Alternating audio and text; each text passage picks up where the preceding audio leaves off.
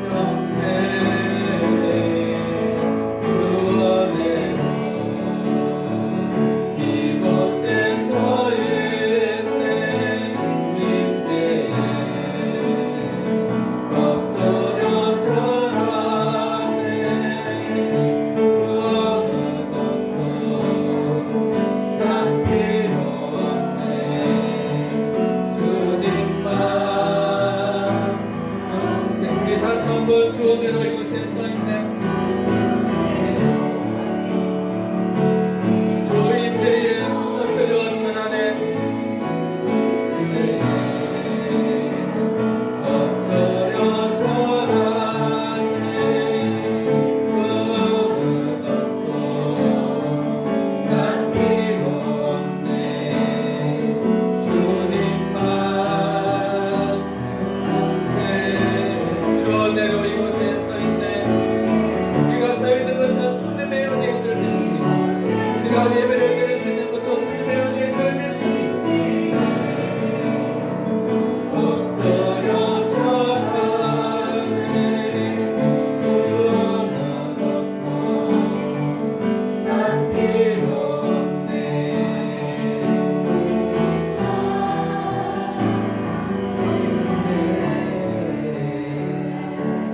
이렇게 예배를 드릴 수 있는 것은 하나님의 놀라운 은혜인 줄 믿습니다. 아멘. 우리 18장 전해드립니다.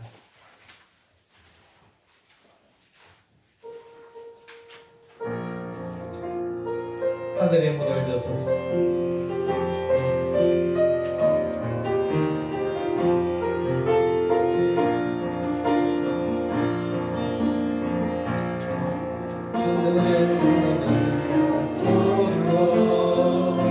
이곳을 주목하소서. 주를 향한 노래가 끊이지 않으니.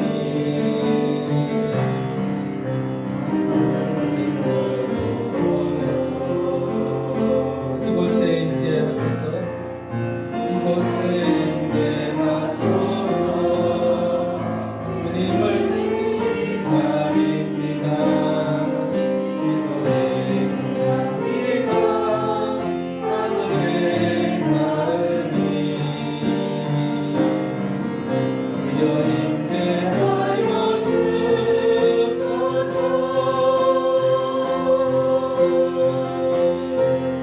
이곳에 오소서. 이곳에 앉으소서. 이곳에 우리를 받으소서. 이름이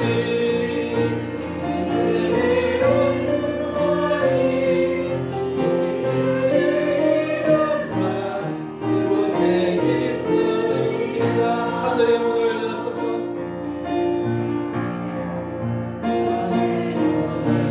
여소서. 이곳을 주목하소서. 주를 향한 노래가 끊이지 않으니. 하늘을 열고 오소서. 이곳에 임재하소서. 주님을 기다립니다.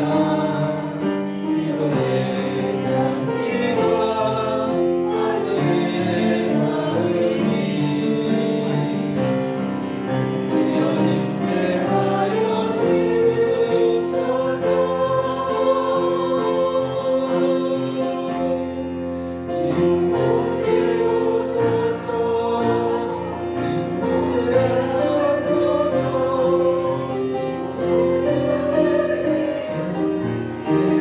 받으소서. 주의 이름이 주의 이름만이 우리 주의 이름만 이곳에 있으니. 이곳에 오소서.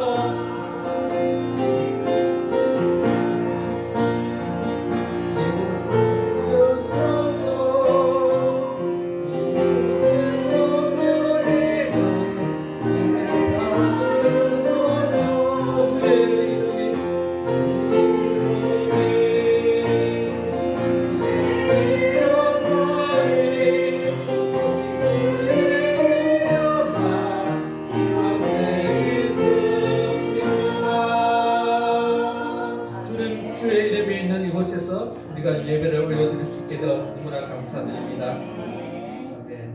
우리 25장 주 여호와는 광대하십니다.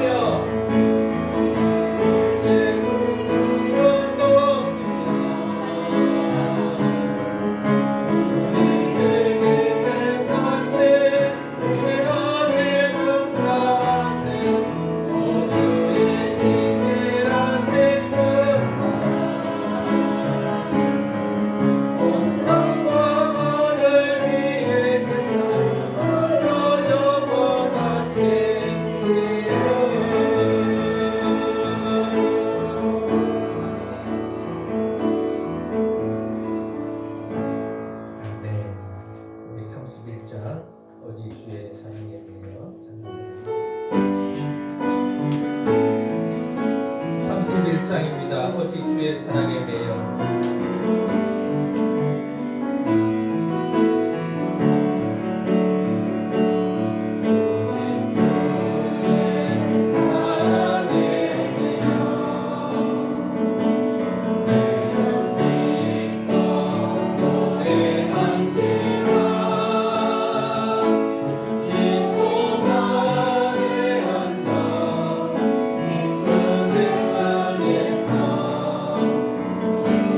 주께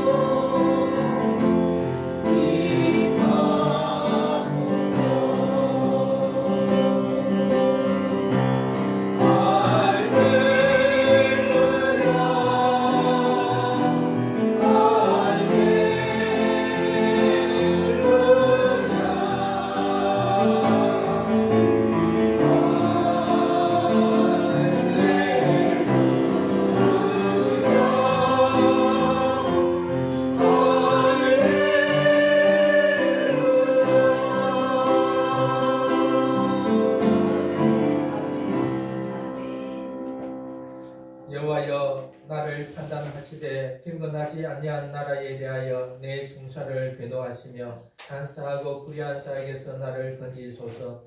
주는 나의 힘이 되신 하나님이시거늘 어찌하여 나를 버리셨나이까. 내가 어찌하여 원수의 억압으로 말미암아 슬프게 다니니이까. 주의 빛과 주의 진리를 보내시어 나를 인도하시고 주의 거룩한 산과 주께서 계시는 곳에 이르게 하소서. 그런즉 내가 하나님의 제단에 나아가 나의 큰 기쁨의 하나님께 이르리이다. 하나님이여 나의 하나님이여 내가 수금으로 주를 찬양하리이다. 내 영혼아 네가 어찌하여 낙심하며 어찌하여 내 속에서 불안해하는가. 너는 하나님께 소망을 둬라. 그가 나타나 도우심으로 말미암아 내 하나님을 여전히 찬송하리로다. 각 사람이 행한 대로 심판하시는 삼일째 하나님께 모든 영광을 드립니다. 하나님은 참고 선을 행하여 영광과 썩지 아니함을 구하는 자에게는 영생을 주시고 오직 당을 지어 진리를 따르지 아니하고 불의를 따르는 자에게는 진노와 분노로 심판하십니다. 그래서 주님 없이 자기 자신을 의지하고 위하는 자에게는 환난을 주실 것이며 예수님을 의지하고 주를 위하여 살고자 하는 자는 영광과 존귀와 평강을 주실 것입니다. 이 모든 것에 감사와 찬양을 드립니다. 이 시간 성령님과 우리 주 예수 그리스도를 의지하여 예배를 드립니다. 저희들의 예배를 받아 주옵소서. 저희들에게 은혜를 베푸셔서 말씀을 듣기만 하는 자가 아니라 순종하는 자가 되게 하소서. 교회를 다니는 것만으로 만족하지 않고 하나님의 백성됨의 은혜를 알고 하나님과 친밀한 교제가 있게 하소서. 교회적 삶을 통해 하나님 나라의 영광을 드러내게 하옵소서. 예수 그리스도 이름으로 기원하옵나이다. 아멘. 찬양드립니다. 찬송가 21장.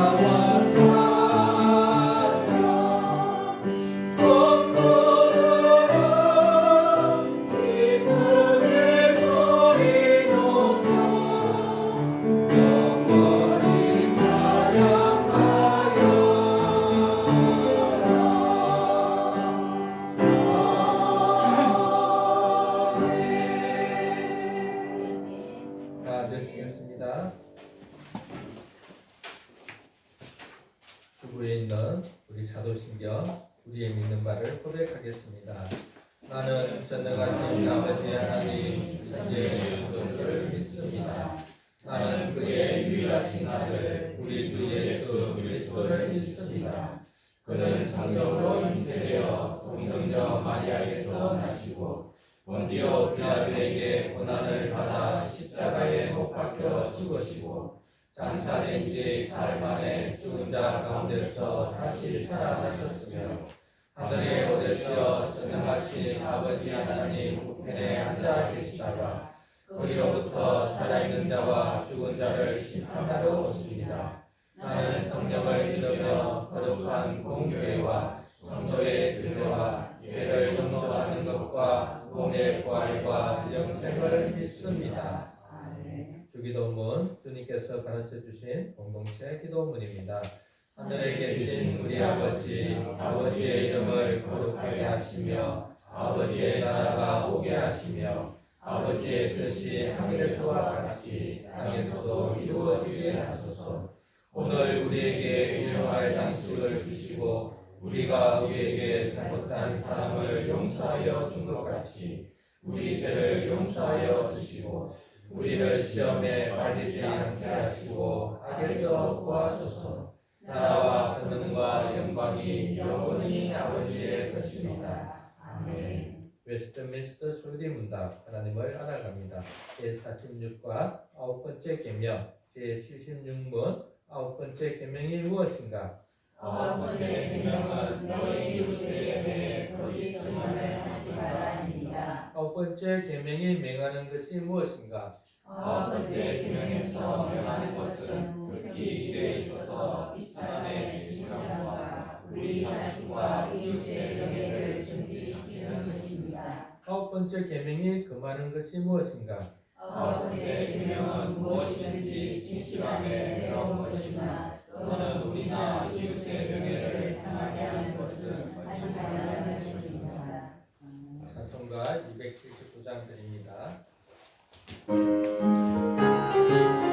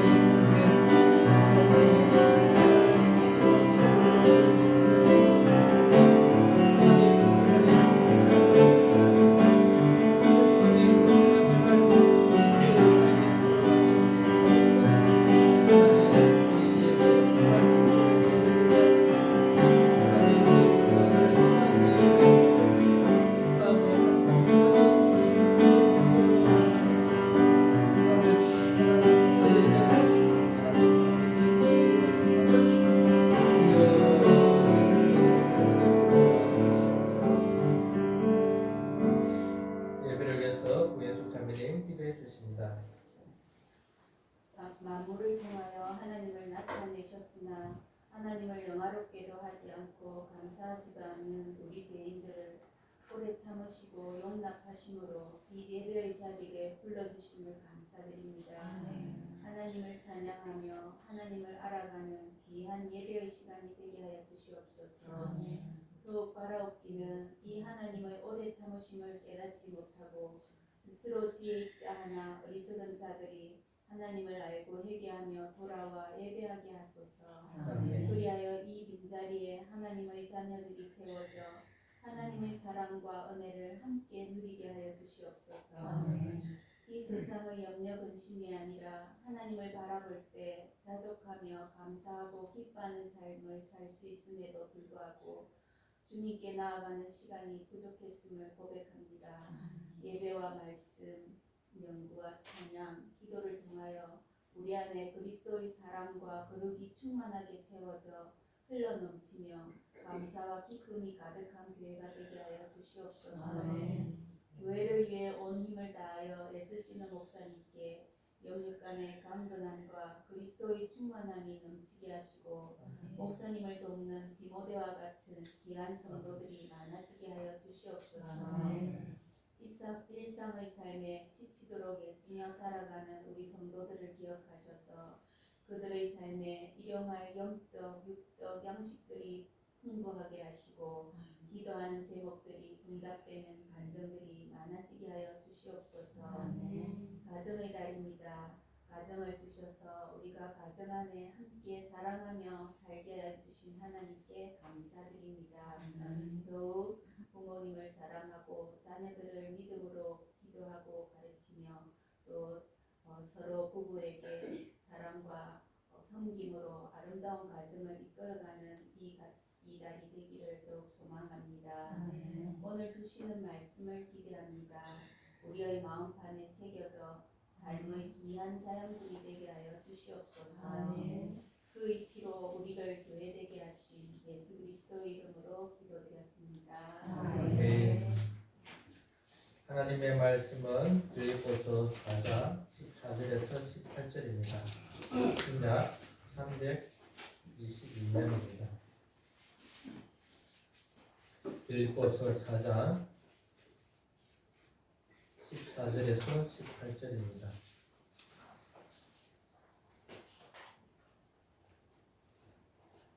같이 합독하겠습니다. 시작. 그러나 너희가 내 이름을 위하여 함께 상대하였으니 잘하였도다. 빌립보 사람들아, 너희도 알거니와 복음의 시초에 내가 마게도냐를 떠날 때에 주고받는 내 일에 참여한 교회와 너희 교회에 아무도 없었느니라. 데살로니가에 있을 때에도 너희가 한 번뿐 아니라 두 번이나 나의 것을 보내었도다. 내가 선물을 구함이 아니오 오직 너희에게 유익하도록 풍성한 열매를 구합니다. 내게는 모든 것이 있고 또 풍부한지라. 내가 그렇기도 때문에 너희가 준 것을 받음으로 내가 풍족하니 이는 받으실 만한 향기로운 제물이요 하나님을 기쁘시게 하는 것이라. 아멘. 우리의 삶을 향기로운 제물로 드리자라는 제목으로 말씀을 전합니다. 오늘 예배가 너무나 중요하고 오늘 설교 말씀이 저 인생에 있어서도 너무나 중요한 말씀입니다. 말씀을 준비하면서 정말 이렇게 살아야 되겠다 다시 한번 결심하는 시간이었습니다. 이번 주 말씀을 잠시 돌이켜보면 바울은 빌립보 교회가 자신을 생각하여 헌금을 보내게 된 것을 기뻐한다 이렇게 말했죠. 그가 기뻐했던 것은 헌금을 받는 그 자체, 헌금을 받음으로 선교 헌금을 받음으로 그의 감옥 생활이 조금 윤택하는 것도 있겠지만 더 근원적인 것은 그를 생각하던 것이 싹이 났기 때문이다 이렇게 말했습니다. 빌립보 교회가 바울을 늘 생각했지만 어느 순간 그 생각을 멈추었죠. 그러다 보니까 바울이 지금 감옥에서 여러 가지 어려운 형편에 있는데도 그를 돕지 못했습니다. 그렇지만 그를 돕고자 하는 마음이 다시 생긴 거죠. 그것은 바울을 돕고자 한 것뿐만 아니라 하나님의 일, 복음을 생각했다고 지금 말하고 있는 거죠. 그래서 그 생각이 싹이 났기 때문에 나는 기쁘다. 그렇기 때문에 내가 지금 형편이 어려워서 말하는 것이 아니다. 그것을 말하기 위해서 그 다음 절부터 나는 어떤 형편이든지 자족을 배웠다 이렇게 말했죠. 나는 자족을 배웠기 때문에 내가 힘들기 때문에 너희들이 나에게 헌금을 줘서 기쁜 것이 아니라 나는 어떤 상황에서도 일체의 비결을 배웠다. 그것을 저번 주에 말씀을 드렸습니다. 일체의 비결은 13절에 12절에 있는 것처럼 궁핍과 비참함과 배부름과 배고픔과 어떤 상황 속에서도 자족할 수 있는 마음을 가졌다는 거죠. 그것은 누구로 말미암아 가능했다고 13절에서 말하고 있을까요? 예수 그리스도 능력 주시는 자 안에서 자족할 수 있는 능력 주시는 자 안에서 내가 자족함을 배웠다. 내 힘이 아니라 예수님의 힘이다. 예수님은 자족의 근원이다. 예수님은 하나님이신데도 불구하고 하나님과 동등됨을 취하지 아니하시고 하나님의 모든 권세, 능력을 가지고 이 땅에 오셔서 그 능력으로 십자가를 진 것이 아니라 가장 처참한 낮은 자로서 자족으로 십자가를 지셨다. 그 자족의 능력으로 바울은 그 힘으로 나도 지금 자족할 수 있다. 이렇게 말씀을 드렸습니다. 우리의 삶 속에서도 우리가 자족할 수 있는 것은 내 힘이 아니라는 거죠. 내가 참자, 견디자, 내 힘으로가 아니라 예수님의 힘으로 예수님 안에 서 있을 때 가능하다. 이렇게 말씀을 드렸습니다. 여러분 한 주간 동안 자족하셨습니까? 자족이라는 단어는 생각이 나셨습니까? 네. 네. 그래서 제가 다시 복습을 했거든요. 다시 기억을 하시라. 네. 오늘 말씀을 통해서 14절에서 18절 우리의 삶을 향기로운 제물로 하나님께 드리자. 향기로운 제물로 하나님께 여러분 드릴 수 있었으면 정말 좋겠습니다. 14절에서 보면 바울에게 이렇게 선교 헌금을 하는 것을 바울은 자기의 괴로움에 참여한 것이다 이렇게 말합니다. 바울은 지금 어디에 있을까요? 감옥에 있죠. 지금처럼 감옥 시설이 좋아가지고 어떤 가난한 사람들 그런 노숙자들은 겨울에는 그냥 감옥에 들어가고 싶어한대요. 그래서 작은 질도를 해서 감옥에 있다가 거기서 잘 먹고 있다가 겨울을 지내고 나온답니다. 지금의 감옥은 그래도 살만한 곳이죠. 그러나 그 당시 감옥은 너무나 쉽지 않는 그러한 살기가 고통스러운 곳이었죠. 바울은 감옥에 있으면서 그를 생각하여 헌금을 보내온 것이 자기의 고난에 참여한 것이다 이렇게 말합니다.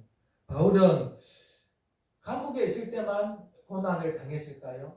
아니죠. 예수님을 믿자마자 그는 복음을 전하기 위해서 어떤 상황 속에서도 흔들림 없이 견고하게 복음을 전하다가 포기해 뿌리면 차라리 고난이 안 당할 수 있잖아요. 그런데 그 복음을 전하는 것을 포기하지 않음으로 말미암아 많은 수많은 고난을 당했습니다.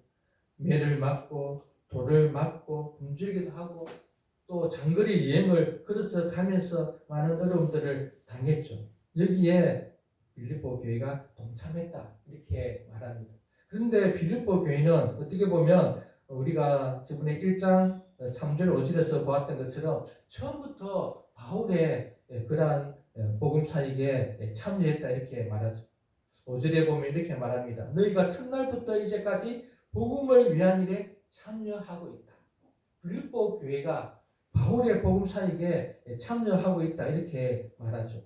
오늘 본문 15절 16절에 보면 빌립보 사람들아 너희도 알거니와 복음의 시초에 네가 처음 예수님을 믿고 교회가 세워진 그 시초에 자기가 마게도냐를 떠날 때에도 복음에 참여했다. 그래서 너희 외에는 아무도 없었다. 16절에 보면 데살로니가에 있을 때도 너희가 한 번뿐 아니라 몇 번?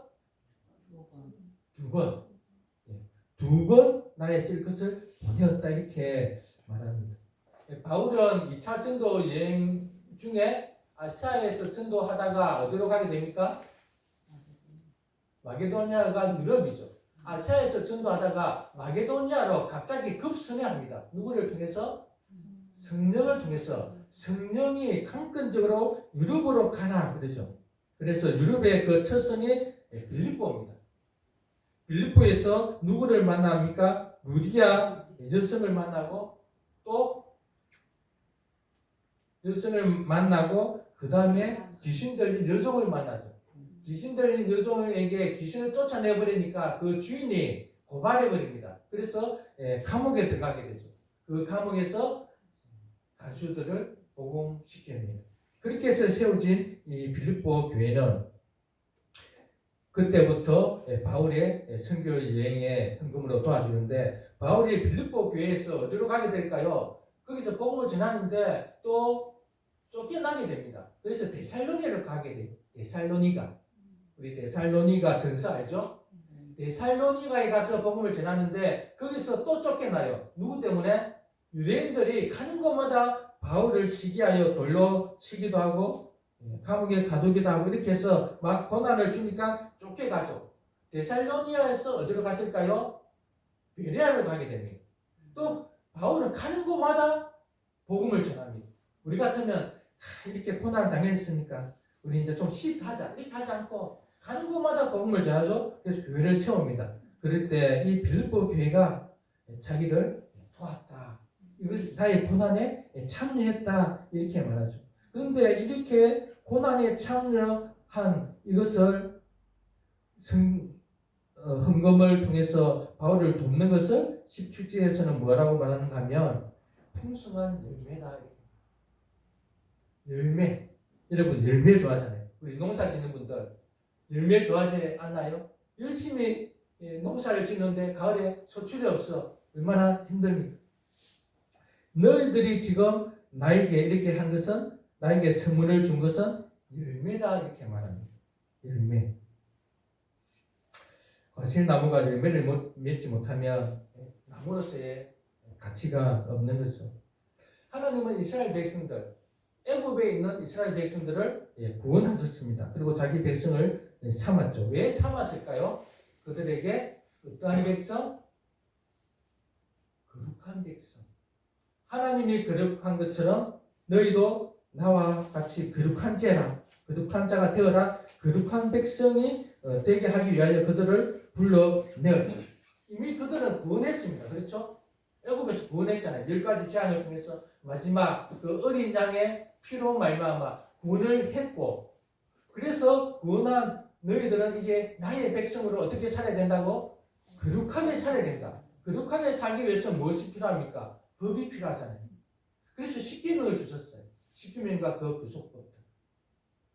그러면서 거룩하게 살게 하시는데도 불구하고 이들은 거룩하게 살았을까요? 못 살았을까요? 거룩하게 못 살게 됩니다. 십계명을 주셨지만 십계명을 제대로 지키지 않죠. 다른 말로 하면 열매를 맺지 못했다는 거예요. 하나님은 그들을 애굽에서 구원할 목적이 거룩한 백성이 되게 하기 위함인데 하나님처럼 세상과 구별되어서 정의와 공의를 행하기를 원하는데 그렇게 살지 못했다는 거예요. 얼마나 마음이 아팠을까요? 그래서 이사야는 하나님의 심정으로 노래를 지었습니다. 그것을 우리는 포도원 노래다 이렇게 말합니다. 우리 한번 말씀 찾아보겠습니다. 이사야 5장 1절에서 7절. 이사야는 하나님의 마음을 가지고 이 포도원 노래를 지었어요. 어떤 내용일까요? 우리 한번 찾아봅시다. 이사야서 5장 1절에서 7절.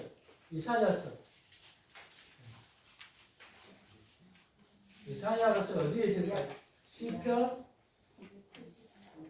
구약,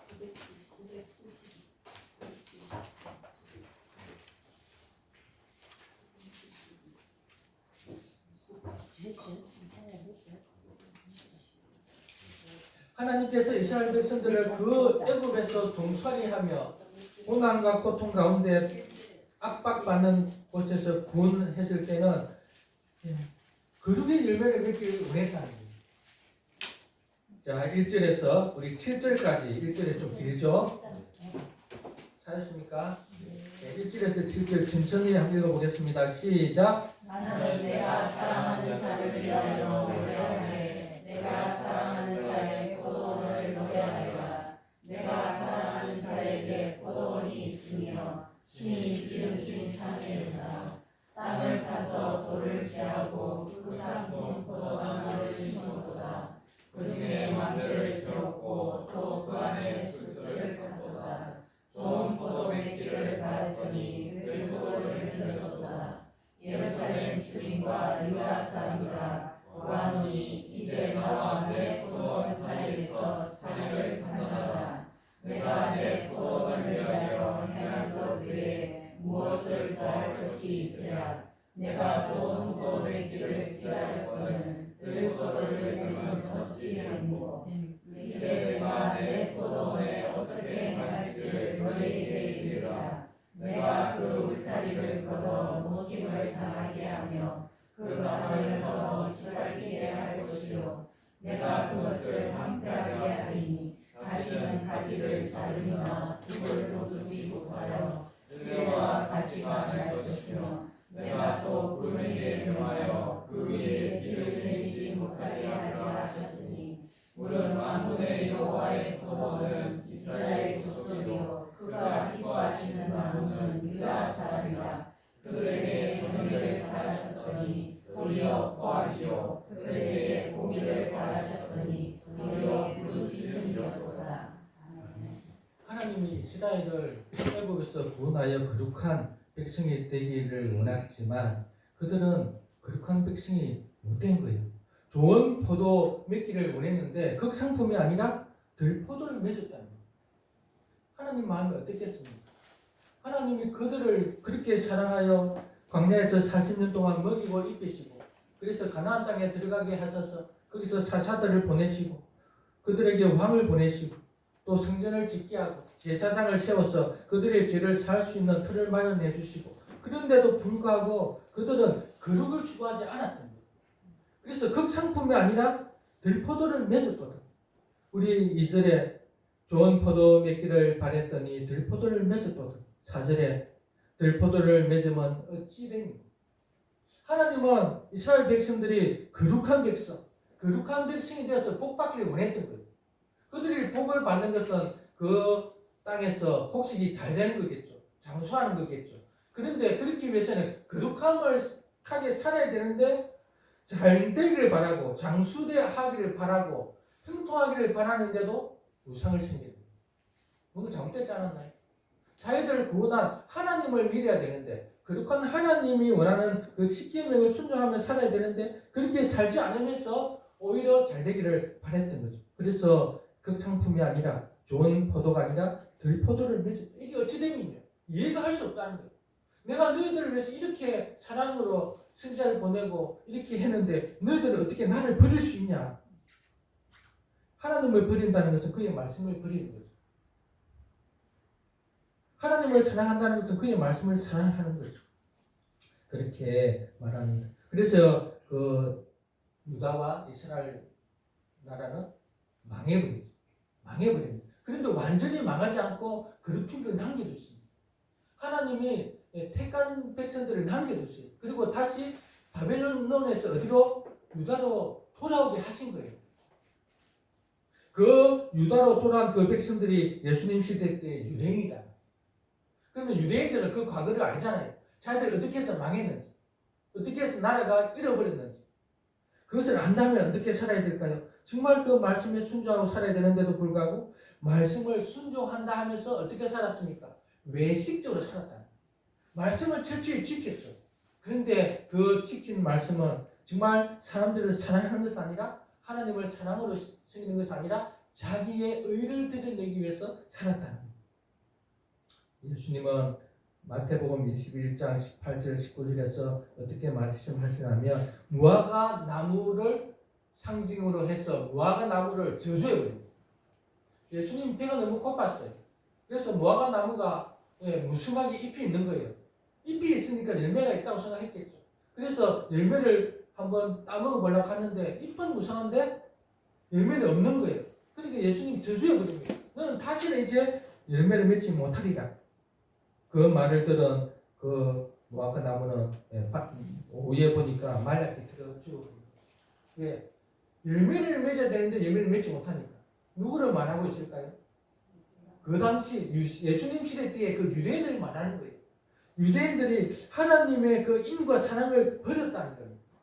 하나님을 철저히 믿는다 하면서 고아와 가부를 돌보지 않는 거예요. 나그네를 섬기지 않는 거예요.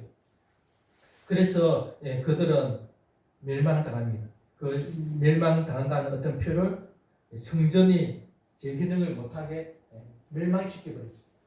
성전의 기능은 하나님께 예배하는 기능이죠. 예배를 기도로 표현합니다.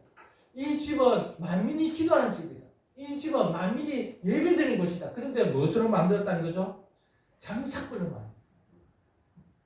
장사, 도둑집으로 만들었다는 겁니다. 즉, 그 예배드리는 처소가 예배가 아니라 장사하는 거죠. 교회 장사하러 오나요? 교회 왜 오나요? 예배드리는 것이 예배드리는 것이 아니 되게 만들어버렸으니 이스라엘 백성들의 상태가 그렇다는 거예요. 그래서 성전은 로마에 의해서 멸망돼 버리죠. 그 이상 이스라엘 백성들은 다 흩어지게 됩니다. 그런데 빌립보 교회는 예배를 맺는다. 옛 이스라엘 백성들이 그룹의 열매를 맺지 못했고 유대인들의 열매를 맺지 못했는데 너희들은 이 열매를 맺는다. 너희들은 복음을 위하여 정말 희생을 하고 있다. 이렇게 말하는 거죠. 하나님은 에덴 동산에서 아담과 하와를 만들었죠. 그래서 그들에게 무엇을 요구했습니까? 순종의 열매를 요구했습니다. 선악과를 따먹지 말라. 안 따먹으면 되죠. 따먹을 일이 전혀 없어요, 여러분. 왜? 선악과 외에 먹을 것이 너무나 풍성하니까. 근데 왜 따먹었습니까? 하나님이 되고자. 자기가 하나님이 되고 싶은 거예요. 인간이 하나님이 되고 싶은 거예요. 어떻게 인간이 하나님이 됩니까? 자기가 마음대로 판단을 하고 싶은 거예요. 이것이 옳다, 저것이 옳다, 이것이 선이다, 이것이 악이다. 자기가 그렇게 하고 싶은 거예요. 그래서 선악과를 따먹었습니다. 하나님의 그 거룩의 순종에 실패했죠. 이스라엘 백성도 실패하고 다 실패했는데 참 교회 빌립보 교회는 이 풍성한 예배를 맺었다 이렇게 말합니다. 여러분, 우리는 예수님과 하나님을 정말 알고 있습니까? 예수님을 주와 그리스도로 믿습니까? 예수님을 정말 사랑하십니까? 우리가 예수님을 믿는다는 것은 인격적으로 믿는 거예요. 아는 것은 누구도 안다 그랬죠? 귀신도 아는 거예요. 그런데 귀신은 인격적으로 예수님을 믿지 않았습니다. 아는 것뿐이에요. 인격적으로 믿는다는 것은 지식적으로 예수님이 누구신지 분명히 알고 감정으로 예수님이 나의 구세주라면 그 구세주에 대한 감격이 있어야 될 거 아닙니까? 안 그렇습니까? 예수님이 나를 위해서 십자가에서 죽었다면 그 죽음에 대한 은혜와 감사가 있어야 되잖아요. 그래서 예수님을 생각하면 너무나 감사하고 예수님을 생각하면 무엇이든지 해주고 싶고 목숨이라도 내주고 싶어 설령 그렇게 못 살지라도 그런 마음은 생기지 않겠다는 거예요. 그게 감정이잖아요. 그리고 무엇이 의지 그렇게 살아야 되겠다. 결심이 있다는 거예요. 그리고 살지는 못하지만 마음은 있는 거예요. 그게 인격적인 만남이에요. 정말 예수님을 알고 그분이 어떤 삶을 사셨고 그 삶을 사심으로 내가 어떤 은혜를 받았는지 안다면 감정이 변한다는 거죠. 그래서 기쁨이 있고 감사가 있고 그래서 어떻게 살아야 될까? 정말 주를 위해서 살아야 될까? 주를 위해서 사는 것은 뭘까요? 하는 주님은 보이지 않는데 그의 몸을 사랑하는 거죠. 주님의 몸을 사랑하는 게 주를 사랑하는 거죠. 주님의 그 은혜와 사랑을 알고 예배 드리는 거죠. 세상에 주님을 사랑하는 것은 예배를 드리는 겁니다. 하나님께 그 영광을 올려드리는 거죠. 하나님이 어떠하신, 하나님이 우리 위해서 어떤 일을 행하시는가를 알고 하나님께 찬양하는 거죠. 그것이 삶 속에 드러나는 거죠. 이것이 예수님을 믿는 겁니다. 그래서 믿는다고 말할 때는 이 지성의 분명히 있어야 되는 거죠. 근데 빌립보 교회는 이렇게 믿었다. 그래서 열매가 있다. 그래서 바울은 너무 기뻐합니다. 그런데 이 열매를 18절에 어떻게 말하냐면 하나님이 받으실 향기로운 제물이다. 하나님이 받으실 향기로운 제물이다. 그 다음에 어떻게 말합니까? 하나님을 기쁘시게 한 것이다. 열매를 맺음으로 말미암아 이 열매가 하나님께 받으실 만한 향기로운 제물이요 하나님을 기쁘시게 하는 거다. 빌립보 교회가 바울을 물질로 또 관심으로 기도로 이렇게 생긴 것은 열매고 이 열매는 향기로운 제물이다 이렇게 말합니다. 이 제물이라는 말은 어디서 나왔을까요? 구약에서 나왔죠. 레위기 23장 18절 제가 읽어드릴까요? 너희는 또 이 떡과 함께 1년 된 흠없는 어린 양 7마리와 흠없는 7마리 그 당시 많은 돈입니다. 어린 수소 1마리 수양 2마리를 드리되 이것을 소제와 그 증제물과 함께 여호와께 드려서 번제로 삼을지니 이 소를 잡아서 제사를 드리는데 수양을 들어서 제사를 드리는데 번제로 드리라는 거예요. 번제는 다 태워드리는 거거든. 하나도 먹을 게 없어. 제사를 드리면서 좀 잔치를 하면 뭔가 좀 먹을 게 있어야 되잖아요. 뒷다리 하나 정도라도. 그런데 번제는 다 태워버린다. 그러면 제사 드리는 사람이 조금 더 먹을 수 없죠. 그런데 이것은 화제라 여호와께 향기로운 냄새. 또 29장 25절 너는 이것을 그들의 손에서 가져다가 제단 위에서 번제물을 더하여 불사르라. 이는 여호와 앞에 향기로운 냄새니. 짐승의 냄새가 뭐 그렇게 향기롭겠습니까? 무엇을 말할까요? 그들의 헌신. 그 당시에 지금도 소 1마리가 비싸잖아요. 소, 양, 그 집에 너무나 필요한 그러한 양식이죠. 이것을 번제로 드리는 거예요. 근데 이것을 하나님은 향기로운 냄새다 이렇게 말합니다. 어떤 우리 교회 다니는 분들은 예수님을 믿으면 복을 받으면 되지 왜 헌신을 요구하는가 이렇게 생각하는 사람들이 있습니다. 예수님을 믿는 이유는 잘 되려고 믿는데 나를 위해서 믿는데 왜 헌신을 요구하는가? 왜 예수님을 위해서 살라고 하는가? 이렇게 말하는 사람이 있는 거죠. 종교는 내가 좋아서 내가 믿는 거고 그래서 종교는 나에게 유익을 줘야 되고 종교가 나를 위하지 내가 종교를 위해서 살면 되냐 이렇게 생각할 수 있잖아요. 종교는 그럴 수 있죠. 왜 인간이 만든 것이고 인간이 택한 것이니까. 그러나 기독교는 종교가 아니다. 다른 말로 하면 인간이 만든 게 아니라는 거예요. 인간이 만든 것은 인간이 주인이죠. 그래서 그 종교를 통해서 내가 위안을 얻고 그 종교를 통해서 복을 받고 그 종교가 나를 위해 되지만 이 기독교는 종교가 아니라 하나님이 우리를 위해서 예수님을 세상에 보내주신 거라고 말한다는 거죠. 예수님을 세상에 보내주신 이 기독교, 예수님을 왜 보내주실까요? 예수님은 구약의 향기로운 제물이듯이 향기로운 제물로 보내주셨다는 거예요. 우리 에베소서 5장 2절 제가 한번 읽어드리겠습니다. 에베소서 5장 2절 그리스도께서 너희를 사랑하신 것 같이 그리스도께서 우리를 어떻게 사랑하셨을까요? 너희도 사랑 가운데서 행하라. 그는 우리를 위하여 자신을 버리사 향기로운 제물과 희생 제물로 하나님께 드리셨습니다. 예수님은 하나님이시죠. 하나님의 아들이시죠. 하나님이 자기 아들을 세상에 보내신 거죠. 왜 보냈을까요? 사람들에게 대접받으려고 보낸 게 아니라는 거예요. 사람들에게 하나님의 아들이다. 우와! 하나님의 아들이시여 환영합니다. 이거 받으려고 보낸 게 아니라 무엇 때문에? 우리를 위하여 자신을 버리사 향기로운 제물, 구약에서 향기로운 제물은 어떻게 드리는 거죠? 태워지 드리는 거잖아요. 예수님이 어떻게 태워졌나요? 십자가에서. 물과 피를 쏟으시며 온전히 희생 대신 분이시다. 하나님이 자기 아들을 보내서 인간을 위해서 이렇게 하신 거예요. 먼저 하나님이 우리를 위해 썼다. 하나님이 왜 썼으니까 우리가 그 은혜로 말미암아 구원을 받은 거죠. 예수님이 어떻게 십자가를 달렸었는지 우리 말씀을 다시 한번 찾아보겠습니다.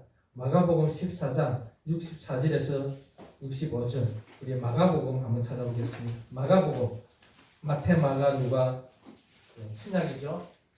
마태복음 14장 64절에서 65절 우리 이 본문을 보면서 정말 예수님이 어떤 삶을 사셨는지 십자가를 어떻게 지셨는지 마가복음 14장 64절에서 65절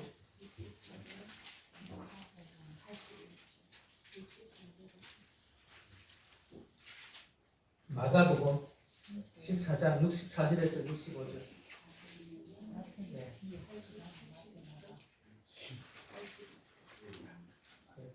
다 찾았습니다. 예수님이 십자가에서 죽으셨다고 하는데 어떻게 죽으셨는가 우리 구체적으로 알아야 되잖아요. 막연하게 알지 마시고 우리 64, 65 네, 찾았습니까? 64, 65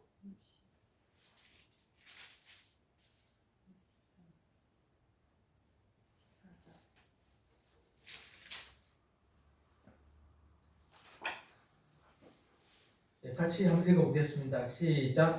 그 시선 모독하는 말을 너희가 들었도다. 너희는 어떻게 생각하느냐 하니 그들이 다 예수를 사형에 해당한 자로 정죄하고 어떤 사람은 그에게 침을 뱉으며 그의 얼굴을 가리고 주먹으로 치며 이르되 선지자 무엇을 하라 하고 아이들은 손바닥으로 치더라. 예수님이 처음 십자가에서 못 박히기 전에 대제사장에게 잡혔는데 그 대제사장이 너는 누구냐 그렇게 말할 때 내가 하나님의 보좌 우편에 앉은 것과 구름 타고 건너로 오는 것을 보리라 이렇게 말하니까 네가 신승모도 누가 지금 하나님이라고 말하느냐 이렇게 한다는 거죠. 그러면 어떻게 생각하느냐 사형이다. 그럴 때 옆에 있는 사람들이 그에게 침을 뱉은 거예요. 하나님의 아들이신 예수님이 침을 뱉음을 당했습니다. 여러분 친구들한테 아니면 어떤 사람들 침뱉음 한번 당해보시면 어떻겠어요? 어떤 사람은 예수님을 눈가리를 해가지고 주먹을 칩니다. 주먹을 때립니다. 그리고 누가 때렸는지 맞춰봐라 이렇게 합니다. 왜? 너가 하나님이라 말했으니까. 어떤 사람은 손바닥으로 치죠. 우리 15장 그 다음 장에 있죠. 15장 마가복음 15장 15절에서 20절 마가복음 15장 15절에서 20절 찾기 쉽죠?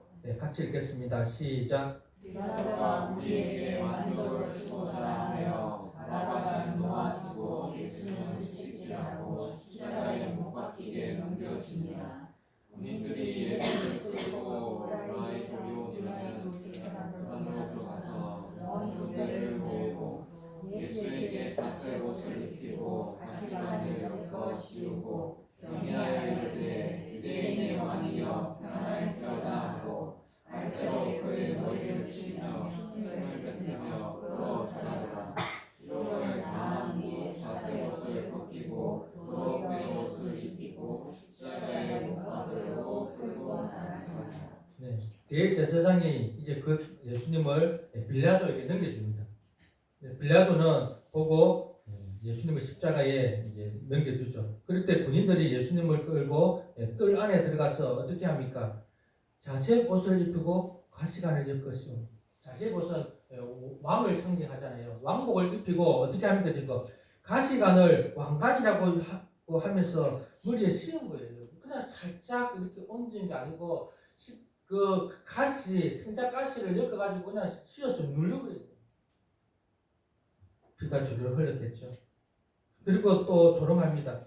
경례하며 유대인 내왕이여 평안할지어다. 그리고 또 어떻게 합니까? 19절에 갈대로 그 머리를 그냥 툭툭 친 게 아니에요. 인정사진 없이 머리를 치겠죠. 침을 뱉으며 훑고 또 절합니다. 이렇게 조롱을 다하고 이제 십자가에 못 박히게 데려가죠. 그리고 못 박습니다. 우리 29절부터 39절까지 15장 29절에서 39절 좀 깁니다. 천천히 한번 읽어보겠습니다. 시작. 지나가는 자들은 자기 머리를 흔들며 예수를 모욕하여 이르되 아하 성전을 긁고 사흘에 짓는다는 자여 내가 너를 구원하여 십자가에서 내려오라 하고 그와 같이 대제사장들과 서기관들과 함께 용하여 서원하되 그가 나무 구원할 때 자기는 구원할 수 없도다. 이스라엘의 왕 그리스도가 지금 십자가에서 내려와 우리가 보고 믿게 할지어다 하며 함께 십자가에 못 박힌 자들도 예수를 욕하더라.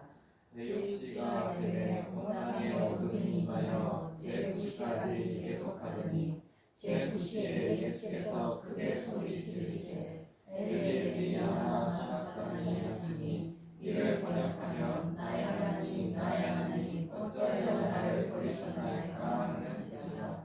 그때 섰던 자 중 어떤 이들이 듣고 이르되 보라 엘리야를 부르라 하고 한 사람이 달려가서 해변에 신 포도를 적시며 갈대에 깨어 마시게 하고 이르되 가만두라 엘리야가 와서 그를 내려주자 하자 하더라.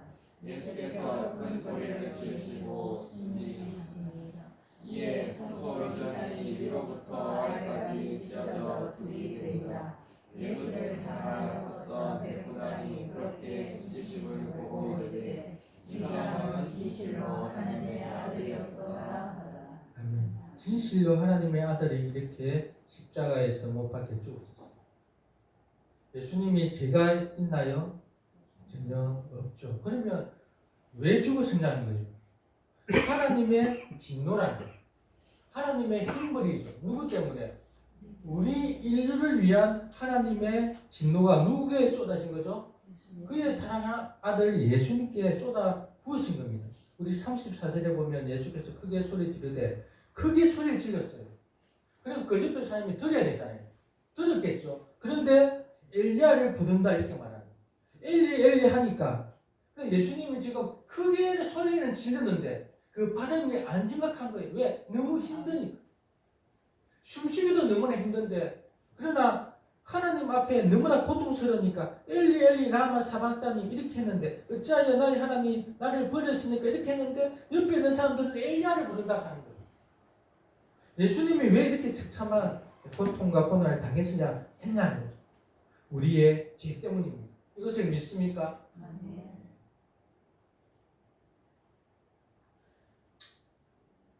아멘 안 하는 분이 있어요.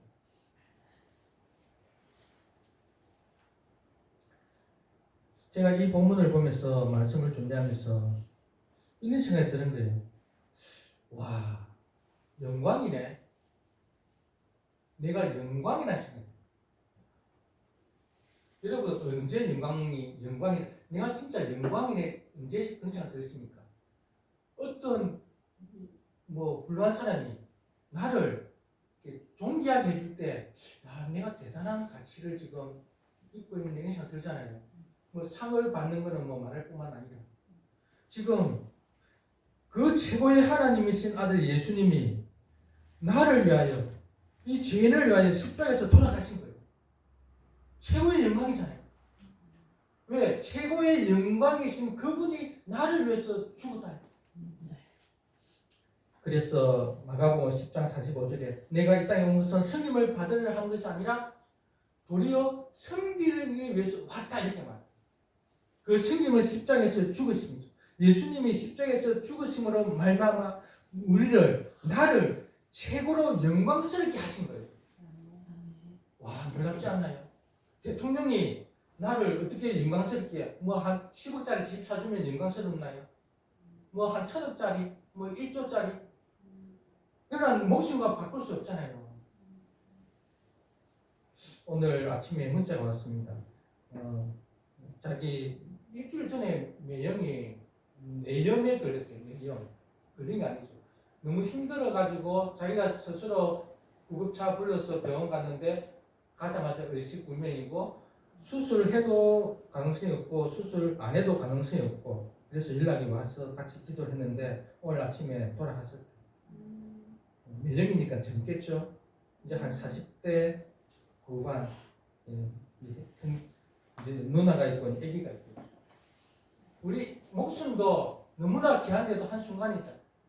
근데 이 목숨 이것이 끝나면 뭐 없어져 버리나요? 죽으면 끝인가요? 아니라는 거예요.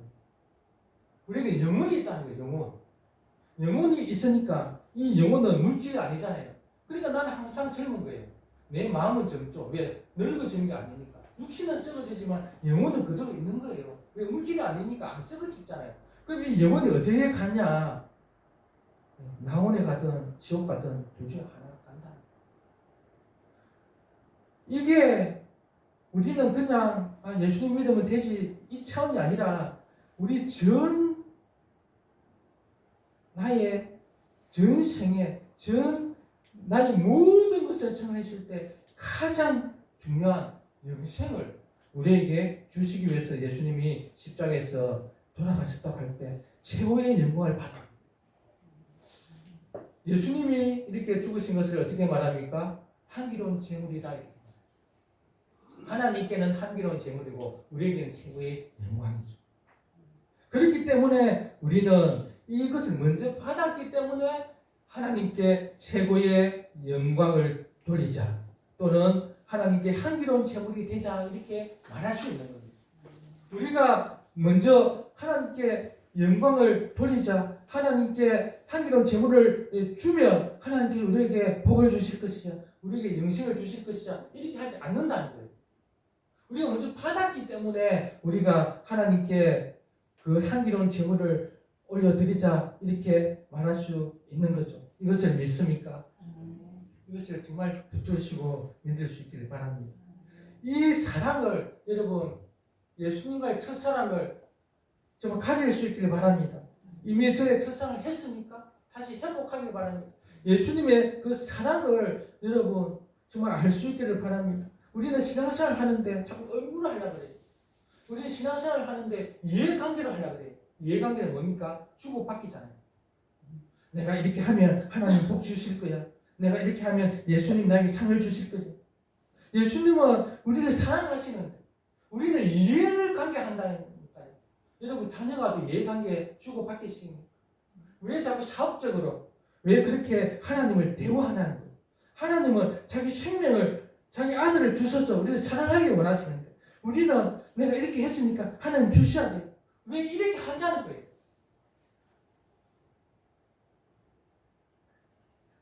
제가 어느 순간 첫사랑이 너무나 컸거든요. 저는 정말 첫사랑이 너무나 컸기 때문에 목숨을 바쳐서 주님을 사랑합니다 고백하고 그때부터 열심히 죽기 살기로 신앙생활을 했습니다.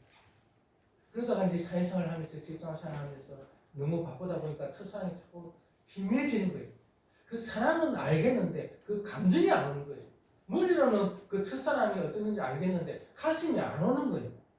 그래서 의무적으로 아니면 그냥 이렇게 해야지 어떻게 하면 첫사랑을 회복할 수 있을까 이렇게 생각하는데 이번 설교 준비를 하면서 정말 한기로운 제물을 드리죠. 한기로운 제물. 또 말씀을 보면서 예수님이 나에게 최고의 영광을 드려요. 내가 최고의 영광을 받아. 이런 말씀들 단어들이 이제 각인되면서 그 첫사랑 그 감정으로 느껴지는 그 사랑이 조금씩 회복되는 것을 깨닫게 됩니다. 정말 예수님을 이해관계로 만나지 않길 바랍니다. 정말 하나님을 내가 이렇게 했으니까 이렇게 해주실 거냐 그렇게 생각하지 말고 인격적으로 정말 사랑할 수 있길 바랍니다. 사랑을 받았습니다. 그 사랑이 모르겠으면 성경 말씀을 보시면서 내가 어떻게 사랑을 받았는가를 좀 확인하셔서 내가 이렇게 사랑을 받았으니까 어떻게 살아야 될까? 주님을 사랑함으로 살아야 되겠다. 그럼 어떻게 사는 거지? 로마서 12장 1절 그러므로 형제들아 내가 하나님의 모든 자비하심으로 너희를 권하노니 너희 몸을 하나님이 기뻐하시는 거룩한 산 제물로 드리라. 이는 너희가 드릴 영적 예배니라. 너희는 이 세대를 본받지 말고 산 제물로 드리는 것은 뭐냐? 이 세대를 본받지 않는 거예요. 근데 왜 자꾸 이 세대를 따라갑니까? 왜 이 세대가 돈이 좋다 하면 돈을 따라가고 집이 좋다 하면 집이 따라가고 뭐 자꾸 이 세대를 따라간다는 거예요. 오직 마음을 새롭게 함으로 변화를 받아 하나님의 선하시고 기뻐하시고 온전한 뜻이 무엇인지 분별하도록 하라. 하나님의 선하시고 기뻐하시고 온전한 뜻을 내가 알고 그렇게 살아간다면 정말로 잘 사는 겁니다. 정말 다른 것에 너무 기울이지 마시고 이렇게 사랑을 받은 자로서 그 사랑의 삶을 살아가는 것은 너무나 복된 삶이죠. 그것이 어디서 표현되어야 할까요? 일상에서. 내가 지금 선 자리에서. 솔직히 우리의 일상은 나의 유익이잖아요. 내가 일 안 하면 그래서 물질을 공급 못 받잖아요. 그래서 나를 위해서 살잖아요. 그런데 나를 위해서 산다고 하지 마시고 이것도 주님을 위해서 한다고 하시라는 거예요. 똑같이 일을 하지만 이것을 해야만 내가 먹고 사지만 그러나 주님께 하듯이 하고 주님을 위해서 먹든지 마시든지 주를 위해서 하면 그것이 하나님께 영광이라는 거예요. 그게 산 제물로 하나님께 향기로운 제물로 올려 드리는 거라는 거죠.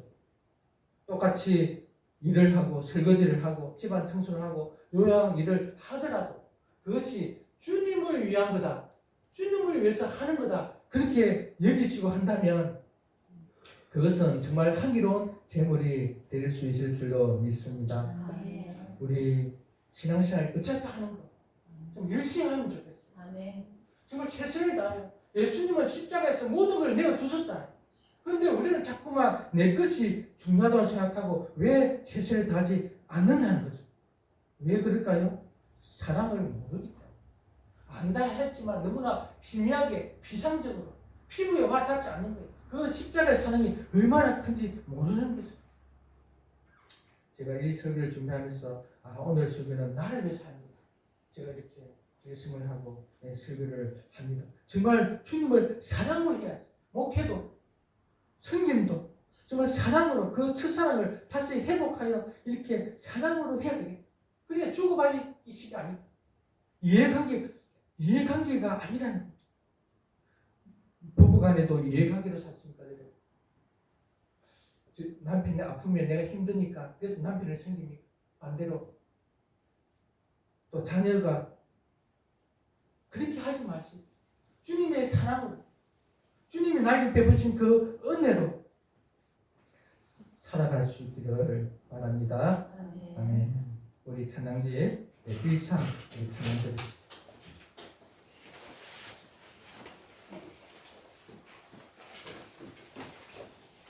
63장 찬양지 63장 1상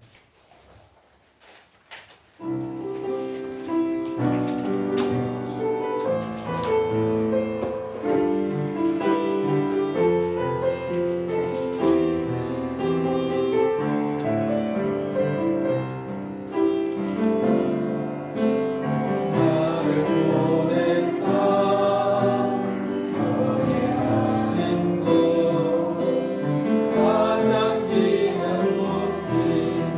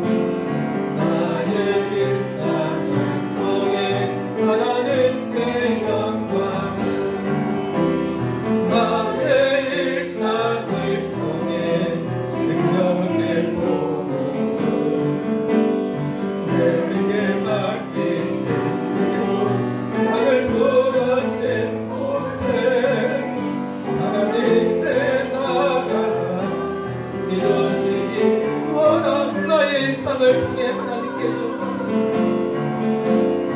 나의 일상을 통해 하나님께 영광 나의 일상을 통해 생명의 복음을 내게 맡기시고 나를 부르신 곳에 하나님의 나라가 이루어지길 원합니다. 우리 합심해서 기도하겠습니다. 우리는 스스로 자신을 생각할 때 정말 대단한 자라고 느낍니다. 그래서 자기가 삶의 기준이 되어 다른 사람을 판단하고 정죄합니다. 자기가 하는 것은 괜찮고 다른 사람이 하면 지적합니다. 자신의 눈에 있는 들보는 보지 못하고 다른 사람의 눈에 있는 티를 보고 시비를 겁니다. 누구나 다 그렇습니다. 저도 그렇고 여러분도 그렇습니다. 우리는 다 죄인입니다. 이 죄 때문에 우리가 하나님께 무서운 형벌을 받아야 하는데, 진노의 심판을 받아야 하는데, 우리가 아니라 예수님께서 대신 그 무섭고 비참하고 잔인한 십자가 사형을 당했습니다. 우리를 대신한 벌을 받은 것입니다. 이것을 믿읍시다. 이것을 인정하고 회개합시다. 우리의 삶을 돌이키고 이 시간에 회개할 수 있기를 바랍니다. 그리고 예수님을 나의 주와 구세주로 받아들이며 예수님을 사랑할 수 있기를 바랍니다. 주여, 나의 죄를 고백하고 나를 위하여 주신 예수님의 그 사랑을 받기를 원합니다.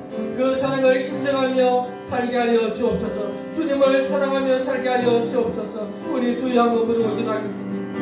주여, 하나님 아버지 감사합니다. 하나님, 이 시간에 나의 삶을 회개합니다. 정말 내 자신이 내가 대단하다고 생각하며 나의 삶을 모든 사람들을 내 식으로 판단하고 중대했던 것을 회개합니다. 내가 하는 것은 괜찮다고 하며 다른 사람을 지적하며 나의 눈 속에 있는 덜보는 보지 못하고 다른 사람의 눈에 있는 티를 보고 시비를 거는 나 자신을 회개합니다. 이런 죄 때문에 우리 예수님 그 무서운 십자가 형벌을 받았습니다. 주여, 이것을 믿습니다. 나를 위하여 주신 예수 그리스도를 믿습니다.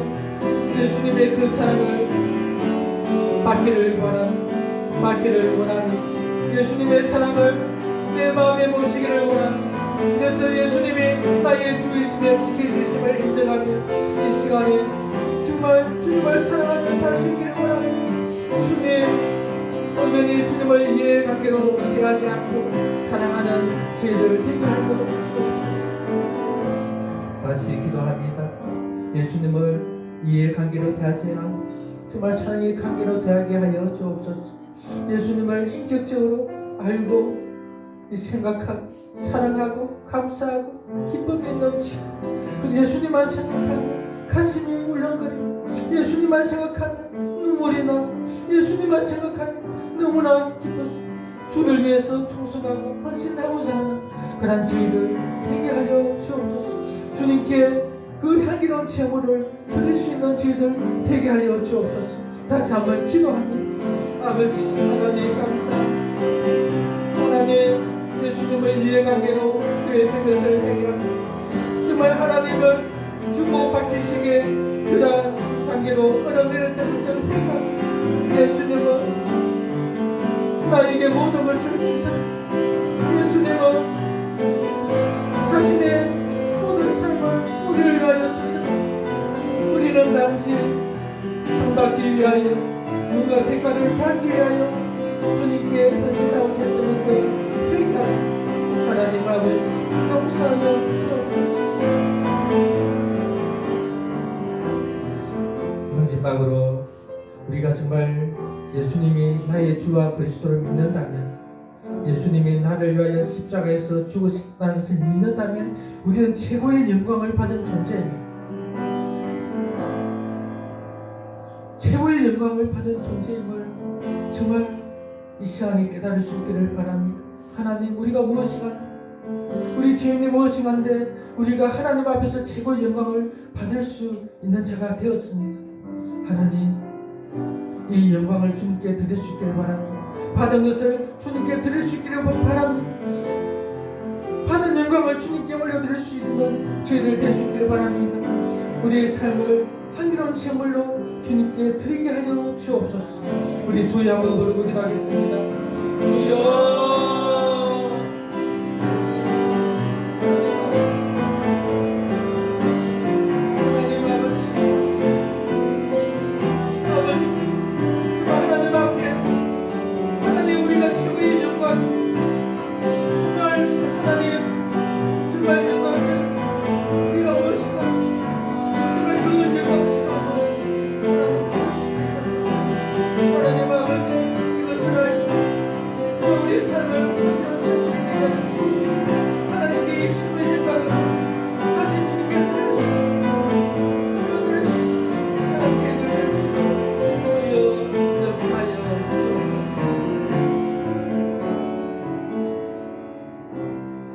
하나님 아버지, 빌보 교회는 복음을 받은 그날부터 바울을 위해서 기도하며 선교 헌금을 보내면서 하나님이 일에 동참하고, 이것은 바울은 풍성한 열매라고 고백합니다. 이것은 하나님께 올려드리는 향기로운 제물이라고 이렇게 고백합니다. 하나님, 우리 예수님이 향기로운 제물이 먼저 되셨습니다.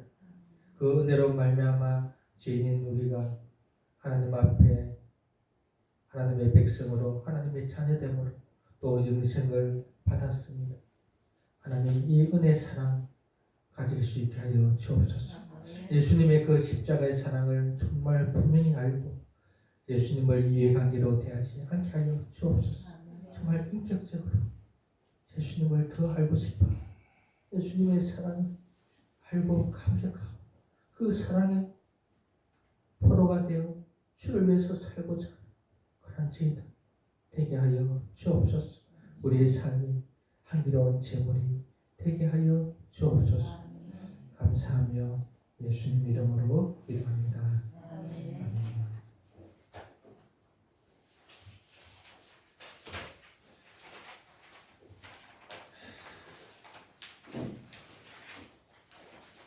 우리 같이 기도합시다. 정말 예수님께 향기로운 제물을 올려드릴 수 있도록 우리의 삶이 정말 극적인 그런 오늘 예배가 전환점이 되었으면 좋겠어요. 저도 마찬가지. 저는 저를 위해서 설교했다고 생각합니다. 왜? 하나님이 주시는 말씀이기 때문에. 어차피 믿는 신앙생활 또 미지근하게 하지 말고 정말 한번 열심히 해봅시다. 열심히 할 때 기적이 일어나잖아요. 기적은 받고 싶으면서 경험하고 싶으면서 미지근하면 절대 기적이 체험이 안 생기거든요. 그래서 기적 체험이 풍성한 우리 교회가 되었으면 좋겠습니다. 예배 드리신 분들 주님의 이름으로 환영합니다. 서로 눈을 보고 인사하겠습니다. 반갑습니다. 우리 성도님들도 오시고 우리 박상수 씨 오셨습니다. 환영합니다. 박상수 씨, 제가 처음 예수님 믿을 때 있는 모습 같아요. 참 순수하고 또 올 때 또 빈손으로 오지 않고 또 음료수를 또 사가오시고 관심과 사랑의 편이라 여겨집니다. 우리도 사랑 많이 해줘서 외롭지 않게 그렇게 살아갈 수 있도록 같이 기도하고 도웁시다. 오늘 오후 예배는 심춘희 전도사님 인도합니다. 오늘 어린이 주일이고 다음 주 어버이 주일입니다. 그리고 서성주일이죠.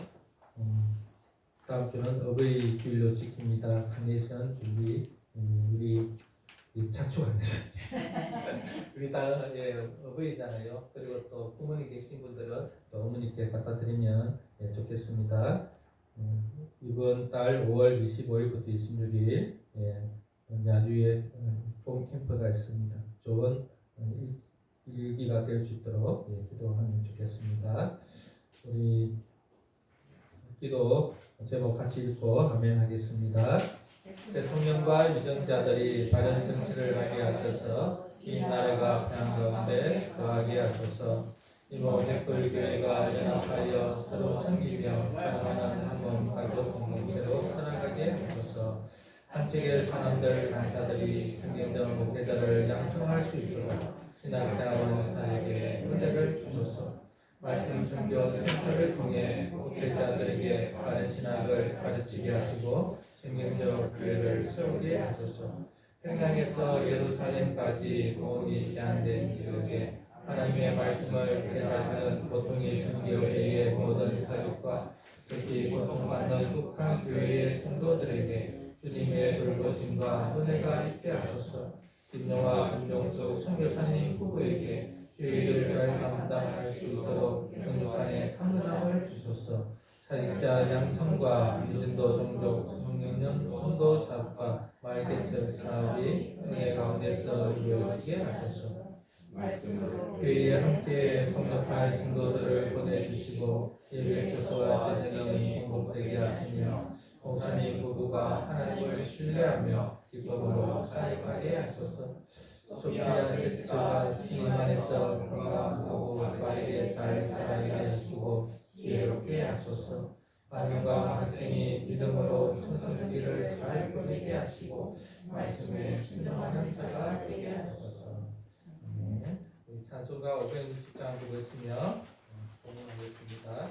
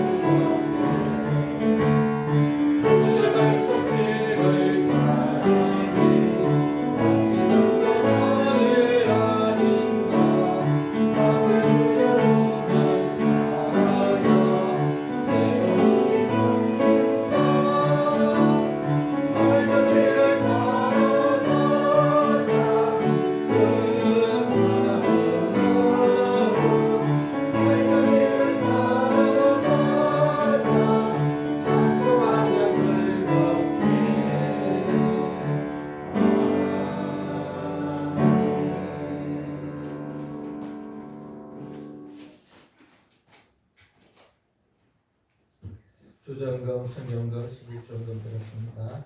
감사하게 들었습니다. 어린이들을 사랑하시는 예수님 찬양합니다. 이 나라를 불편히 여겨 주시옵고 자라나는 다음 세대들을 위해 간절히 기도하며 믿음의 유산을 물려줄 수 있는 우리 그리스도인들에게 성령님 도와주옵소서.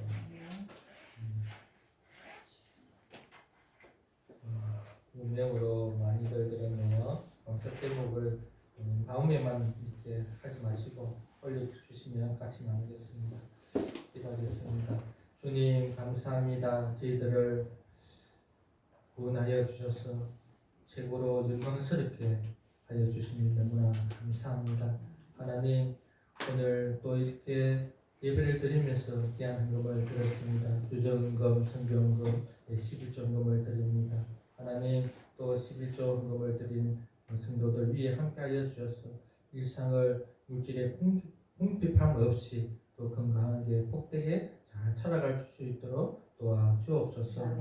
하나님 또 이렇게 감사헌금을 많이 드렸는데 특별히 어린이 주일로 감사헌금을 드렸습니다. 한국 강산에 어느 순간 다음 세대가 교회에 사라지고 있습니다. 주님 우리의 죄를 용서하여 주시고 앞으로 우리 교회나 한국 교회의 다음 세대들이 더욱더 많아지게 하여 주시고 믿음의 유산을 잘 물려줄 수 있도록 정신 차리고 깨어있게 하여 주옵소서. 아멘. 우리가 먼저 하나님의 살아계심과 주되심을 보여주며 그 사랑의 삶을 그들에게 보여주는 모범되는 그런 삶을 살게 하여 주옵소서. 아멘.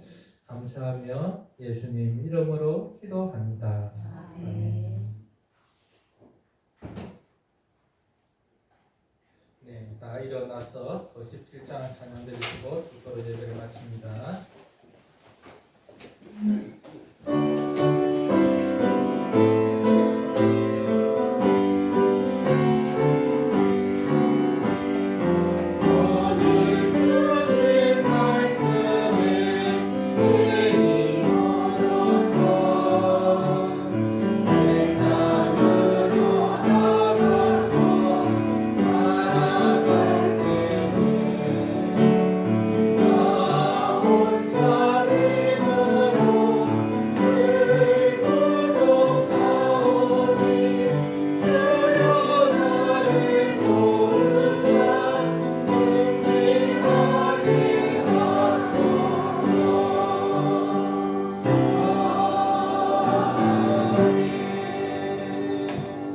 우리 주 예수 그리스도의 크신 은혜와 하나님의 무한하신 사랑과 성령의 함께하심이 우리의 삶을 향기로운 제물로 드리기로 결심하고 다짐하는 우리 성도들 위에 영원토록 되시기를 축원하옵나이다.